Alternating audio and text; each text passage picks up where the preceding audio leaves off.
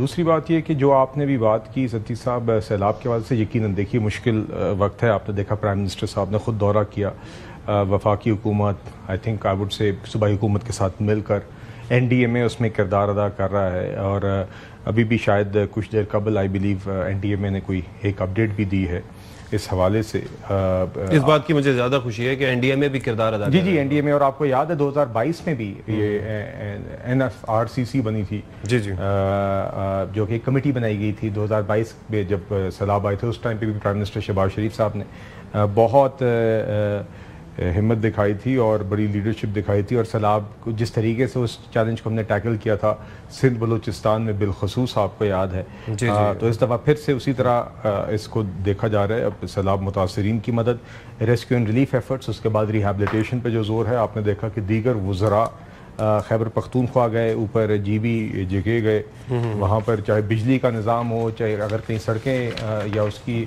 निज़ाम मुनक़ता हुआ है तो NHA उस पर काम कर रहा है। तो सब अपना अपना काम करें जी। यकीनन इसमें नुकसानात हुए हैं और यकीनन मुस्तकिल आगे बेहतरी की गुंजाइश होती है। ये climate change is a reality. आइंदा सालों में इसकी शिद्दत बढ़ने का भी खदशा है। But did you expect a warning from India? भले वो सिंतास से नहीं आई या इधर से आई, तो दे वर ऑब्लिगेटेड। माय अंडरस्टैंडिंग इज कि इंटर वाटर ट्रीटी के तहत वो ऑब्लिगेटेड भी हैं।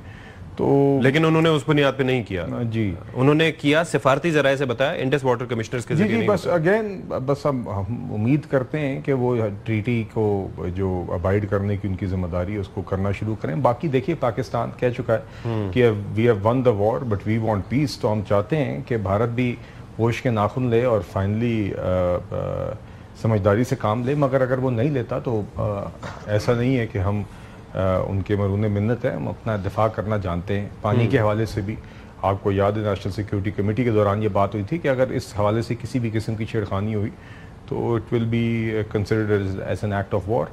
तो देखिए ये तो इस हवाले से हमारा मौक़िफ़ बड़ा क्लियर है। बाकी जो फ्लड रिलीफ एफर्ट्स हैं, देखिए इसमें एक तो मौजूदा रेस्क्यू एंड रिलीफ एफर्ट्स हैं, मगर अगले सालों को भी आपने देखा है प्राइम मिनिस्टर साहब ने अर्ली वार्निंग सिस्टम्स की जहाँ पर कमी है वो हमारी करनी बहुत ज़रूरी है।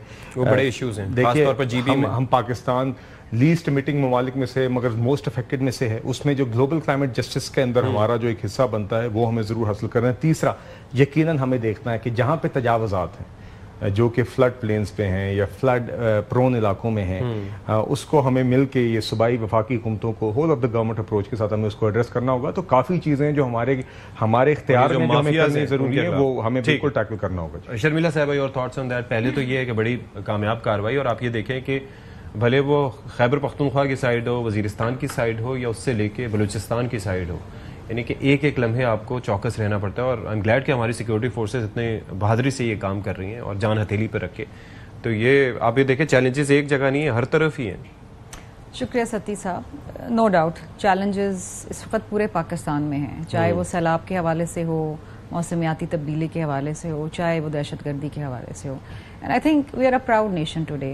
जो इंडिया के साथ पाकिस्तान के हवाले से जो कार्रवाई हुई और जो जवाब दिया गया उसके बाद तो हम आई थिंक इसमें कोई दो राय नहीं है कि दुनिया में ग्लोबली पाकिस्तान की जो पाक अफवाज है उसको सराहा जा रहा है। और ऑफ कोर्स हमारे लिए हमारे अल्टीमेट डिफेंडर्स हैं और हम उन पे फ़ख्र करते हैं। तो ये बहुत बड़ी कामयाबी और ये 24 घंटे का लम्हा ब लम्हा का काम है। और ये देखें ना, हम आराम से यहाँ बैठे हुए हैं क्योंकि हमारी सरहदों को हमारे फौजी भाई जो हैं वो संभाले हुए हैं। सो ये एक बहुत बड़ा चैलेंज है और उसको वो बखूबी निभा रहे हैं। अल्लाह उनको और कामयाब करें। जहाँ तक आपने बात की सिंतास माहदे का, तो देखिए आई थिंक शायद better senses prevailed over India कि किसी न किसी तरीके से उन्होंने ये बात पहुँचाई तो सही। क्या हो सकता है, शरारत भी हो सकती है। उन्होंने कहा हमने ये अबेंस में डाल दिया है तो चलो सिफारती जराये से बताएं, वो तो एस्टैब्लिश करने के लिए as far as they are concerned वो तो उनके तहत तो माहिदा खत्म हो चुका है। वो उसके बाद तो और कोई बात उन्होंने की नहीं है ना। लेकिन जो इंटरनेशनल कोर्ट के बाद जो पाकिस्तान को सहारा मिला है, पाकिस्तान का जो मौक़िफ़ है वो उनके लिए बहुत बड़ा धचका है। बट आई स्टिल फील कि चलें, may be better senses prevail on, let me give them benefit of doubt कि चलें, किसी न किसी जरिए से उन्होंने बताया, अच्छी बात है। लेकिन ये चीज़ें ह्यूमैनिटेरियन ग्राउंड्स पे होनी चाहिए। पानी को हथियार नहीं बनाना चाहिए, ये उनको भी समझना चाहिए। हम तो जानते हैं, और डिस्पाइट द फैक्ट कि जंग उनकी तरफ से हम पे मुसल्लत की गई, हमने जब अपने सफारती ताल्लुकात इस्तेमाल करे और जब बिलावल भुट्टो जरदारी साहब गए दुनिया भर में पाकिस्तान का मौकफ रखने, तो उन्होंने बात बार बार यही कही कि हम अमन चाहते हैं, हम कश्मीर का हल चाहते हैं और हम अमन चाहते हैं। हमने जंग की बात नहीं की। वो जंग की बात करते हैं कि ये पॉज है, ये सीज फायर नहीं है, और वो कहते हैं कि जो ऑपरेशन सिंदूर जो है अभी चलेगा, किसी भी वक्त दोबारा मुकम्मल एम्बैरेसमेंट। हाँ, so I mean again they are facing embarrassment globally. उनका नैरेटिव अब कोई खरीद नहीं रहा ना, लेकिन फिर भी कोशिश तो वो करेंगी। और मैं नहीं समझती, मुझे आज तक इस बात का एतमाद और एतबार नहीं है कि वो बहुत अरसे तक खामोश बैठेंगे। और maybe they are more concerned. अभी इन्होंने इसलिए भी इत्तला दी कि ब्रह्मपुत्र पे आपको पता है China is making a dam as well, I think they will be affected as well. Also the fact कि उन्होंने ये देखा कि पाकिस्तान के साथ उनके दोस्त ममालिक खड़े रहे, चाहे चाइना हो, चाहे तुर्किया हो, अजरबैजान हो, हमारे साथ खड़े रहे। इवन अदर्स जो यूएई वगैरह सारे हमारे साथ खड़े रहे ना। तो ये एक बहुत बड़ी कामयाबी पाकिस्तान की भी है।